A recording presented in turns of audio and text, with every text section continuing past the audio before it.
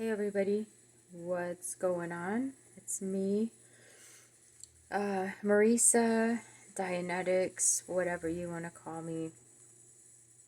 I'm back, and yeah, I've been seeing what's going on. I just had to take like a break, when there's too much, I guess, chaos and things coming up with like all these people, just, all these streamers and everything all of a sudden, and I'm like, oh my god, like, I just can't keep up with it. So I'm like, you know, I'm just gonna take a break and chill, see what the fuck's going on for a minute. Um, that's just my style. I'm not one of those people that feels like I have to be in like the heat of all the action every moment of the day.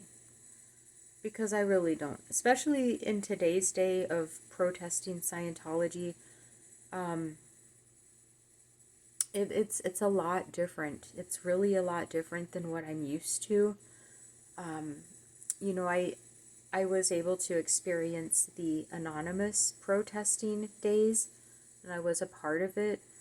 There was no YouTube back then. There was no streaming. It was simply, yeah, people would videotape protests and like upload it to Vimeo or YouTube, but it wasn't like live streaming like how it is now.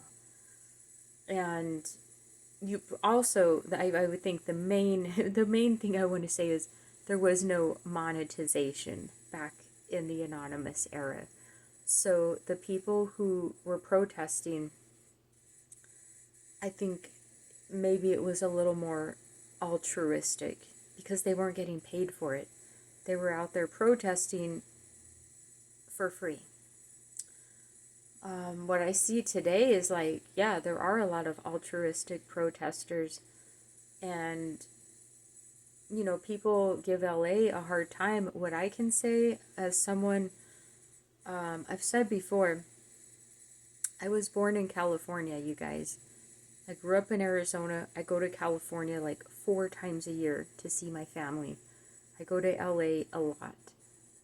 LA is a crazy fucking place. I mean, it just is, man. Like, no matter where you are in LA, it's fucking fire, dude. I mean, whether you're protesting at the Scientology thing, you know what? I watched 5 different streamers in LA that have nothing to do with Scientology. They're just in LA at different protests. And you got the UCLA protest, you have the Scientology protest, you have protests for like the homeless problem, you have protests for, more, I guess, government funding for fentanyl I mean, oh my god, there are so many protests going on in LA. Not just Scientology. And people in LA, when they protest, they get buck wild, man. They get fucking buck wild. And I think people around the world are not used to seeing that. So they think that, like, people in LA are supposed to be nice and timid and, like, kumbaya, we're protesting Scientology. That ain't how it works in LA, people.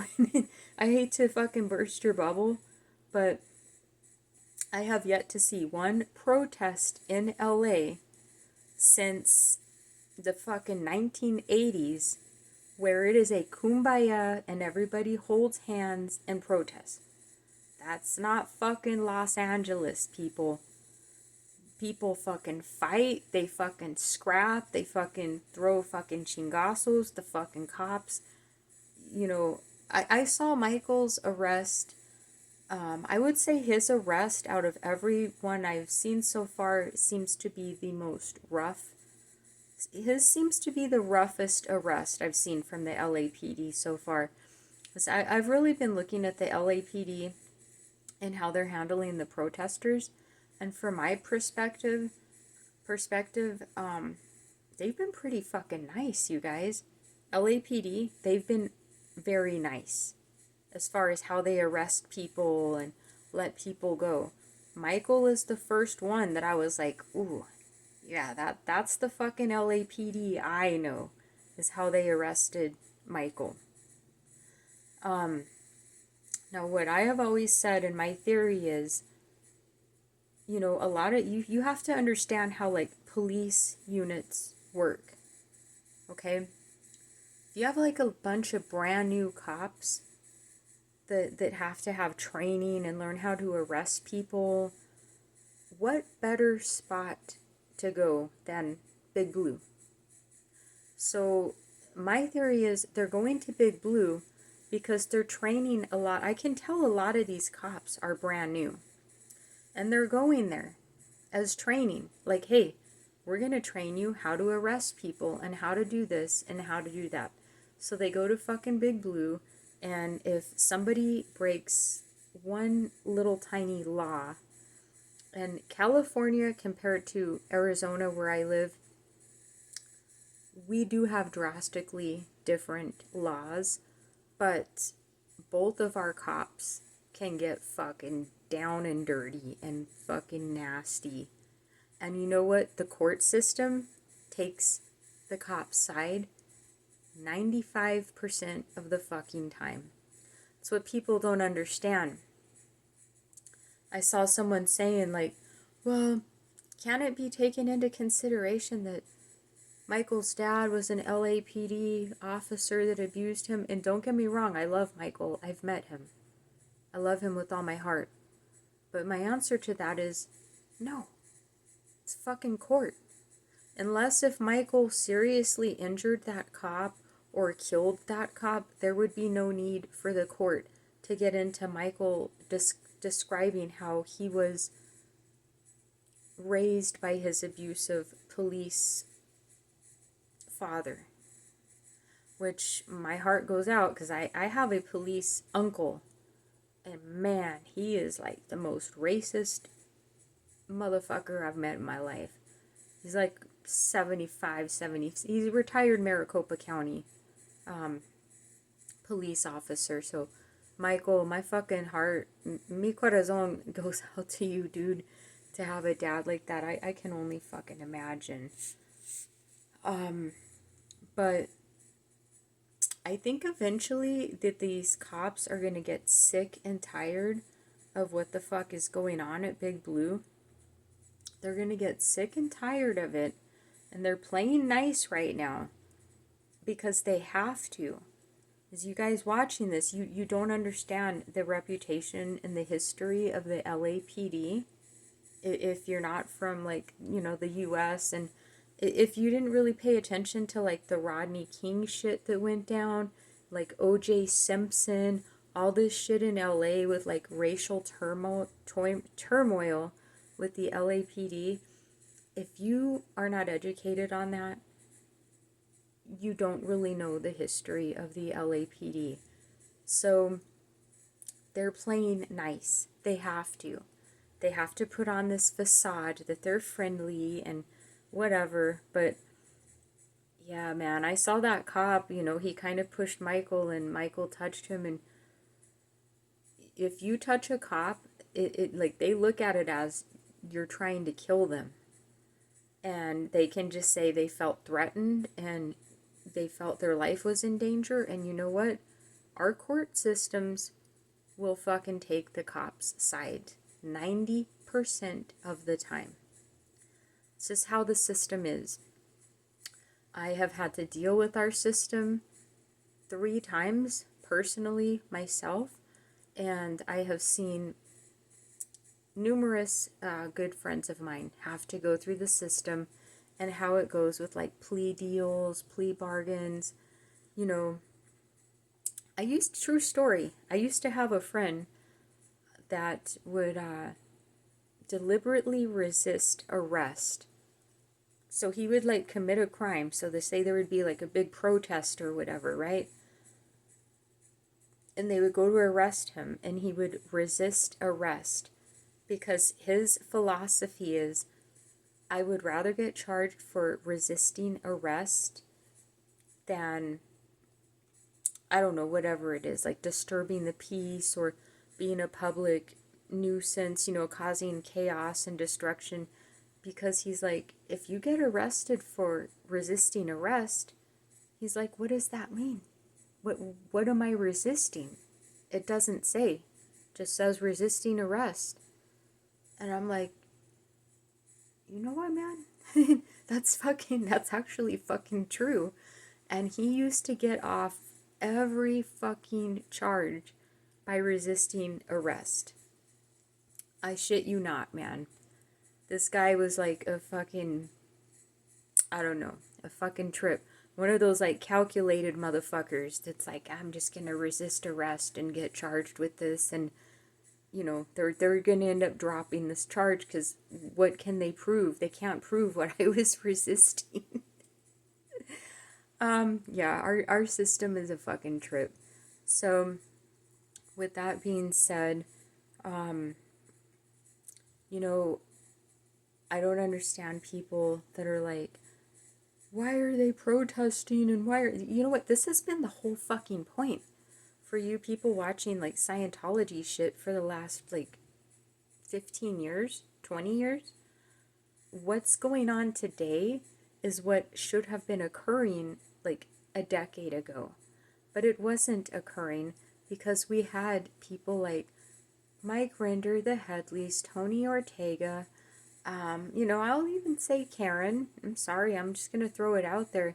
You had all of these people wanting to be very timid and shy and act like we are this puritanical group that hates Scientology, but we're not really going to attack Scientology.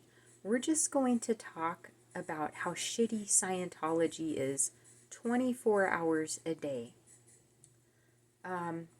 You know, no offense to the Headleys, you know, but I am, like I said, I'm someone that I've been watching them since the MySpace era, 2006. All they have been doing is reciting their escape story over and over and over and over again. This is now 2024. You know, when people say they've been to the FBI, that doesn't mean jack shit to me, man. I've had to talk to the FBI once. Not about Scientology, but it was something else. I had to go into the FBI building out here in Phoenix. And I brought Scientology up to the FBI agent. Because we just had this, we were just bullshitting with each other. And I was like, have you ever heard of Scientology before? And the FBI agent looked at me and he said, isn't that weird cult isn't it that weird UFO cult that Tom Cruise is a part of? And he started laughing. And I said, well, yeah, but you know, there's more to it than that. And I tried explaining it to him. And this FBI agent was like, you know what, man? My job is to chase El Chapo and hunt down ISIS. I'm not paid to hunt down fucking, like, cults and, you know, like, our FBI guys, which you need to understand, they are adrenaline junkies. Going after something like Scientology is not an adrenaline, it's not an adrenaline-based job for them. Having to go through all that fucking paperwork and figure out all this executive shit by L. Ron Hubbard and David Miscavige. That's why our fucking FBI does not go after Scientology. Our FBI wants to go fuck with the cartels, terrorists, fucking gangsters, violent criminals, drug running, gun running. That's what our FBI likes to do.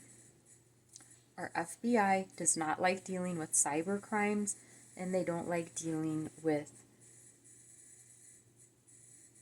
in what their minds they perceive to be, petty bullshit. And our FBI, based off of my exchange with an actual FBI agent, they consider Scientology to be petty bullshit. Now, hopefully there's going to come a time in the future, I think maybe in the next decade, where there's some kind of executive order where a president is like, look, you guys need to go investigate Scientology. But, like, that shit already happened in like, the fucking 80s, right? 70s, 80s, like, Operation Snow White. I think our government just looks at Scientology as, you know, there's only 20,000 people in America that are Scientologists. Who gives a fuck? Who gives a fuck?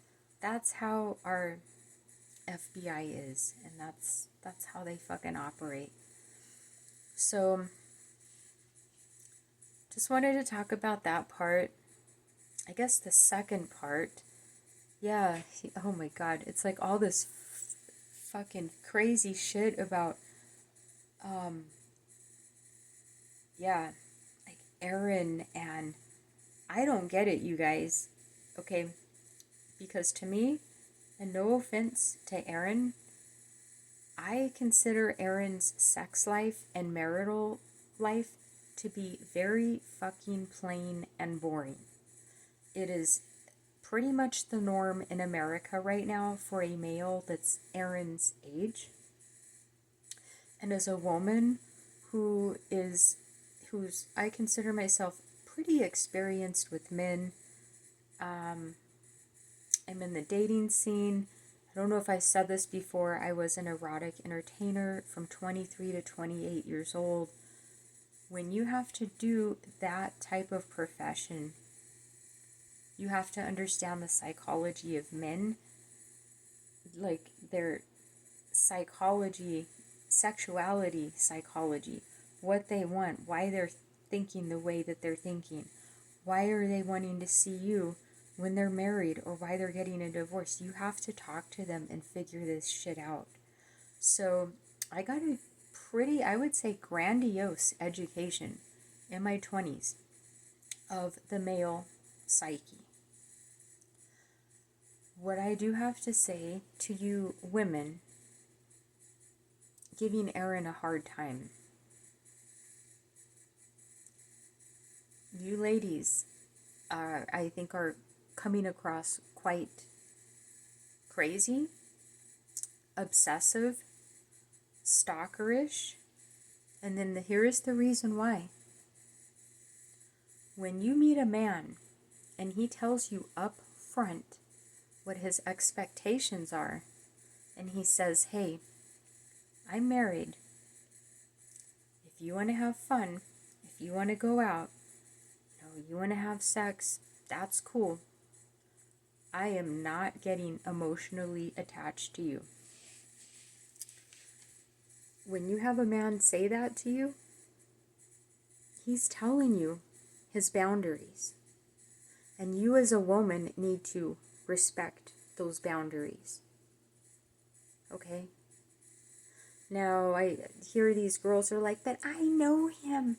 I know him. No, you don't know him, honey. You fucked him. You fucked him for 4 years. You don't know him. You know his body. You know how to turn him on. You may know a couple of little quirks in his mind. You don't know him, though. And I know how much it sucks because I've been in that situation before. I'll tell you a quick little story. I remember it was about like 9 years ago. I met this guy. He was not married. I have a rule. I don't fuck around with married men. That's just a disaster waiting to fucking happen because you're never going to be number one. Okay? His wife / ex-wife will always be number one. You're never going to be number two. His kids are going to be number two. You're never going to be number three because his dog is going to be number 3. You're lucky if you will be number 4 or 5. Usually you don't even make the fucking list because you are someone that the man is using for sexual gratification. And women need to kind of like educate themselves about this. So back to my story. Yeah, I met this guy. And he's like 1 year out of his divorce. And he was 6'7". I'm only 5'3". So he was a former European college basketball player. And I had never met anyone that tall in my life. It was like meeting a dinosaur or something. But we started hanging out and dating. And within a couple of months, oh man, I was like head over heels for this guy. I would say literally I fell in love with him. But I know as a woman, guys get scared off when you try to bring up like emotional type things. I think it's always safe, ladies, to leave it up to the man to tell you where he wants to go emotionally, because if you bring it up, you can sabotage and fuck up like the whole entire relationship. So 4 months went by while I was, I'm seeing this guy, and oh my god, by 4 months I just really was head over heels over him. And I asked him, and I said, hey, we've been seeing each other for 4 months almost every other day. We have a lot of fun with each other. I really like you. What's the deal with us? And he just said, Marisa, I do like you a lot, but I'm not looking for an emotional attachment. I like you, and if you want to continue to see me, that's fine. If not, I understand. Well, stupid me, I decided to continue to date him because I thought, the longer I date him, maybe he'll like me even more. So another 4 months goes by, and I ask him again. This is like 8 months later. I'm like, hey, it's 8 months now. We have so much fun. I like you so much.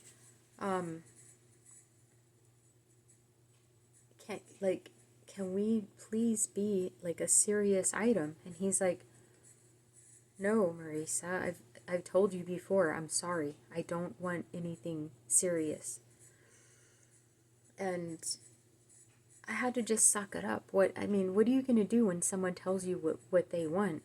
I can't sit there and argue with him and be like, no, you better like me.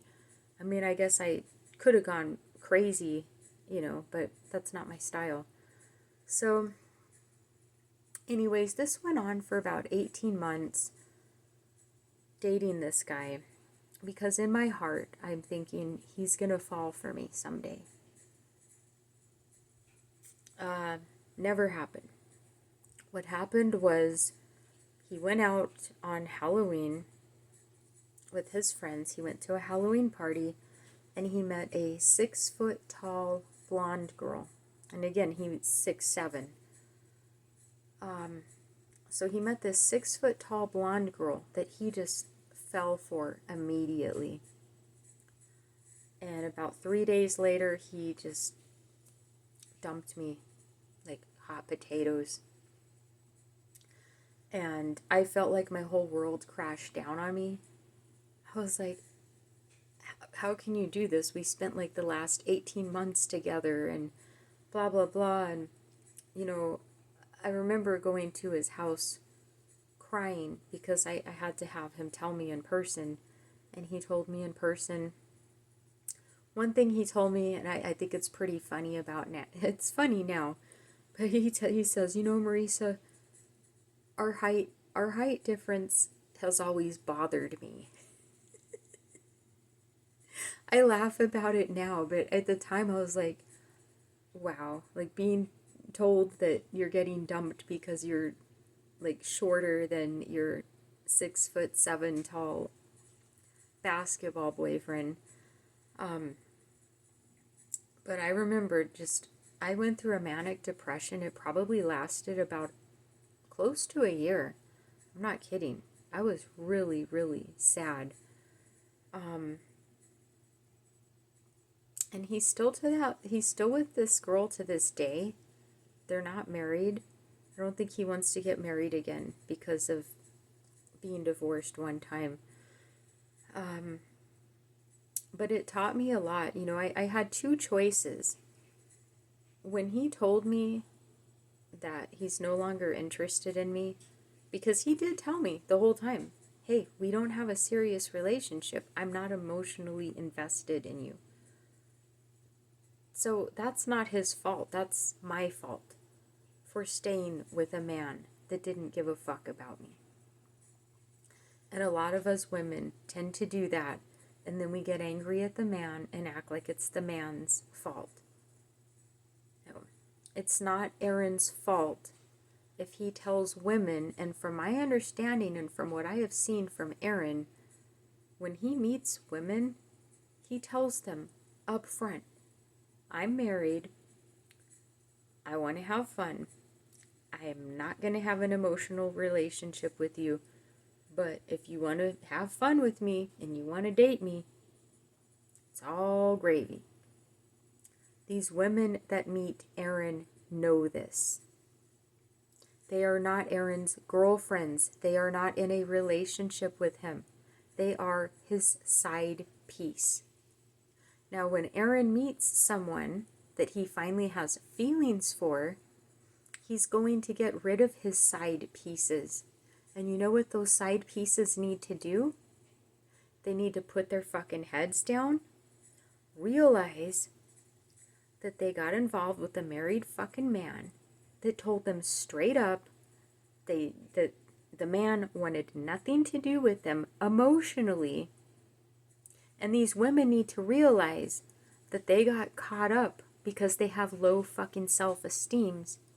And they thought that they were going to catch some superstar on YouTube. Which is funny because to me a superstar on YouTube would be like Joe Rogan. I personally, I don't consider Aaron a superstar on YouTube. And again, no offense to Aaron. He's a superstar with Scientology stuff. But in the grand scheme of everything, like Lex Friedman, Joe Rogan, all these other people that have millions of followers, I don't consider Aaron a superstar. I like Aaron, and I am going to say this. There was a time when me and Aaron did not like each other. And he knows this. He remembers this. There was a time we didn't like each other. And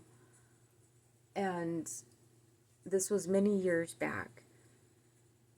I would say before Aftermath started, maybe right when Aftermath started. Yeah, we weren't too fond of each other. But I have seen Aaron grow mentally, spiritually, and I know a lot of you people out there are like, oh, well, he's always partying. Well, yeah, that's a part of growing mentally and spiritually. He was in a fucking cult his whole life where you can't do that shit. So when I see ex-Scientologists who were so fucking paranoid of smoking a joint, and when I see them at a nightclub smoking a joint, or doing fucking mushrooms, or snorting lines of coke with fucking prostitutes, you know what my attitude is? Right fucking on, dude. Right fucking on. You're not in a fucking cult anymore. That's my fucking attitude. Some of you might not agree with me. I quite frankly don't give a fuck. But that's just what I wanted to say. As far as this staph infection chick, I don't know how Aaron does it. I really don't. This is why I don't really get involved too much and be like mainstream. I'll say my opinion. I will say my opinion. And I think people know if they've gotten into altercations with me, I can be very fucking mean. Very, very fucking mean. So most people don't get into altercations with me. Because I get fucking downright fucking nasty. Like, you just don't want to fucking go there, dude. So, this Stephanie chick, I think what we're dealing with her is somebody who's became detached from reality, and she is honestly, man, I don't know if that chick has family. I know she's got a husband. He's like 70 years old. All you gotta do is take one look at that broad's fucking face to tell she ain't all right in the fucking head, okay? Stephanie Hutchinson, you look like you have had your brain fucking scrambled. I don't know if it's by like the convent that you were in, and no disrespect because my familia, they're all Roman fucking Catholics, okay? But, you know, you got your fucking head scrambled somewhere. Something ain't fucking right with you.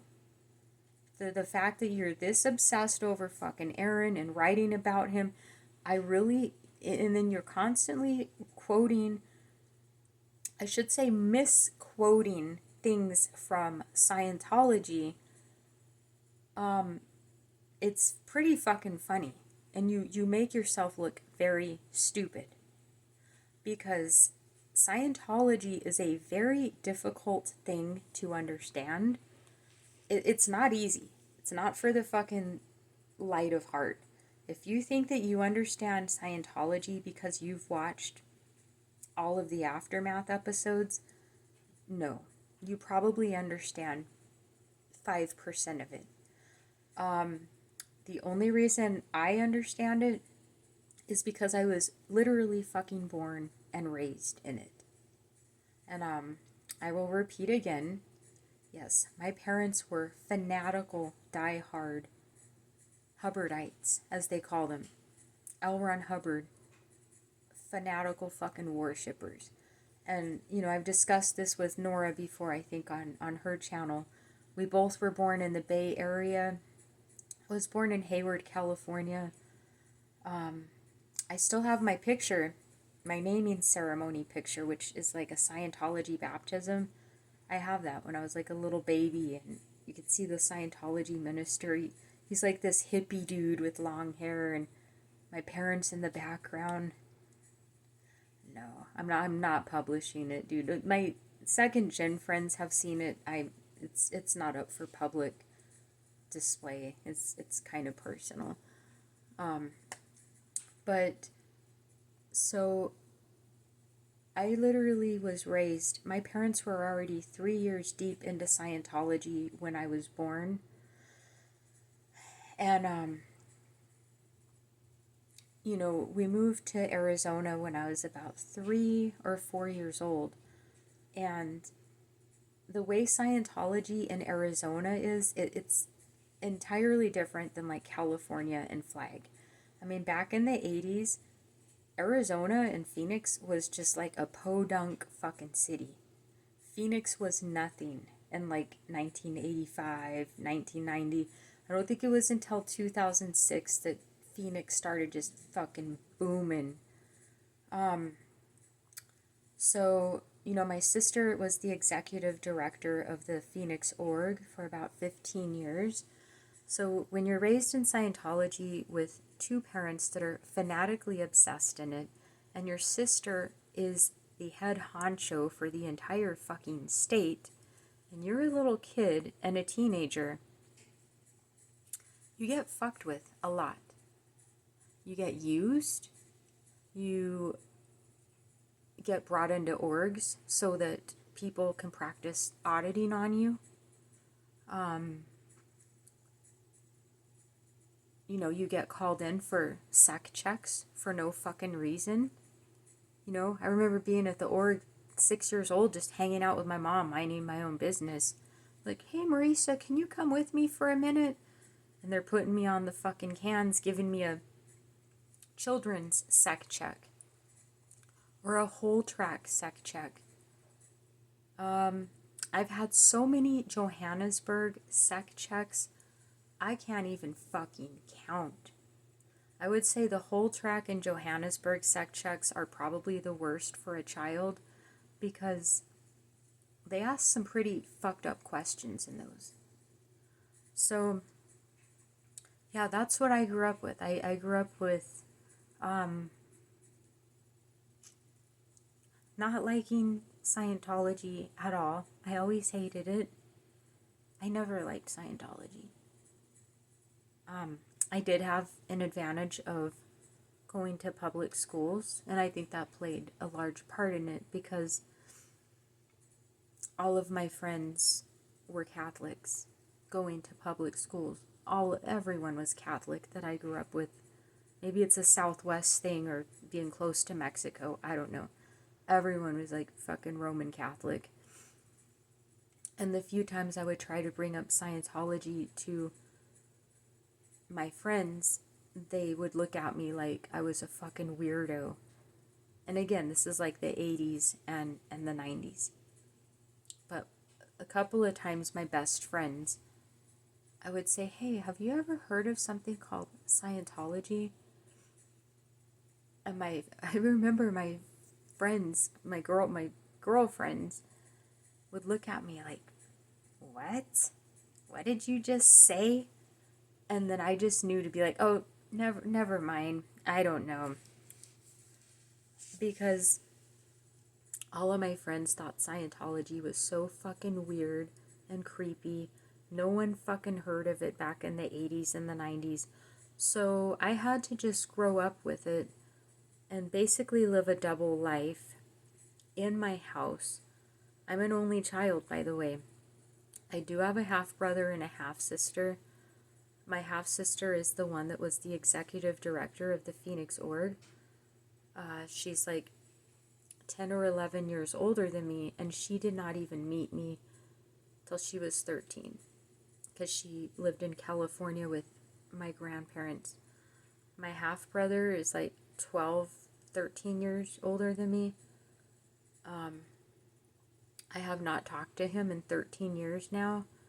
It has nothing to do with Scientology. He's just a hardcore alcoholic, and his wife is very controlling. It was like, I don't want you talking to your family anymore. So he stopped talking to us. Nothing, no Scientology disconnection. Although I did experience disconnection once.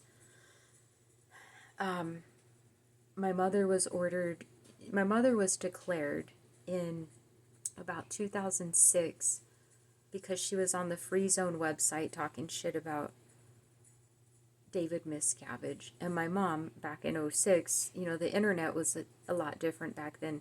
She put her real first and last name.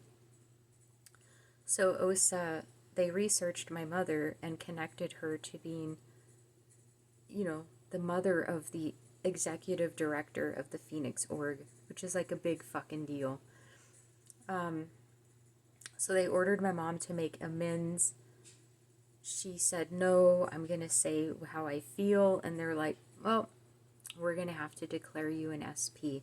So they declared my mother after her spending a little over 30 years in the cult. And then they ordered my sister to disconnect from all of us. And when they tell you to disconnect, they're like, you have to disconnect from everyone who knows your mother and everyone else that knows your mother, which is the whole fucking family. So my sister disconnected from us for 3 years, but then she ended up getting declared for something. I think she had a lot of problems. My nephew passed away in a house fire, and then the shit with my mom. And I just think in Scientology standing, they were looking at my sister as like, what's going on with you? Like, you're PTS, you got a lot of bad things going on, and we're gonna have to let you go. So my personal opinion is she got declared. She won't talk about it though to this day, and we don't talk about it with her, so I don't know. Quite frankly, I don't fucking care. I'm 45 now. A lot of it I've been able to put behind me. I think probably the hardest part is seeing what 30 years of Dianetics and Scientology has done to my parents. It's very depressing.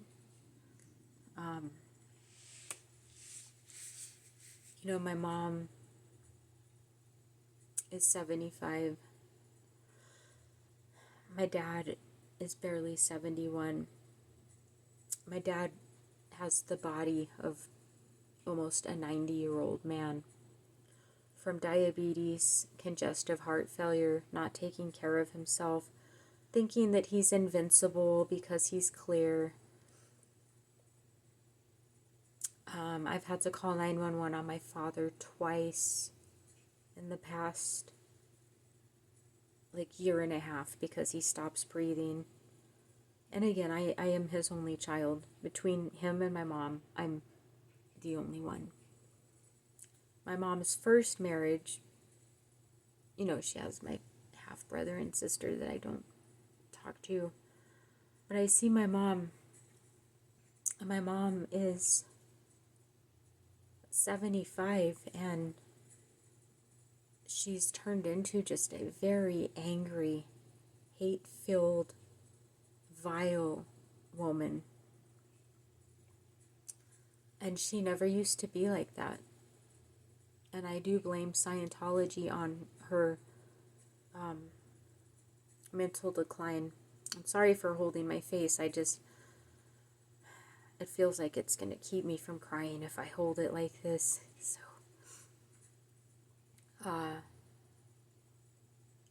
but yeah, my mother is a very, very angry, violent, just very mean and nasty fucking woman at her older age. And she never used to be like that. I can only blame it on Scientology. So, there's a lot more I can say. And this is maybe a little depressing. It's probably a depressing talk, but sometimes people have to get serious, And I've just been in a serious mood lately. I don't know. But I hope you all are doing well. And I hope the ladies leave Erin alone. That would be nice. Not gonna lie, man, it's kind of crazy watching these chicks go ape shit over him. Oh yeah, and for those of you that ask me if I have a daughter, fuck yeah, dude, I have 2 daughters. Dos. A 6-year-old and a 26-year-old. I'm gonna end it on this. My daughters, if I caught them hopping on a married man's back like a fucking spider monkey and fucking going ape shit on him, a la madre, we would be having a fucking talk. So you people out there that are like, oh my god, look at what Marilyn said. Fuck you guys. Okay? Fuck you. You guys are a bunch of fucking participation trophy fucking parents that are afraid to tell your fucking kids when they do something wrong or when they don't behave appropriately. That shit was not appropriate fucking behavior. And I posted on my community page a real life video of a woman getting the shit beat out of her. If you guys want to see it, if you really want to see a woman getting flung around and getting fucking scrapped up, go watch it. Because I'm tired of seeing you little fucking whiny little fucking babies that have been sheltered your whole life crying about that video about fucking Erin. Because you guys are entitled, fucking spoiled fucking brats.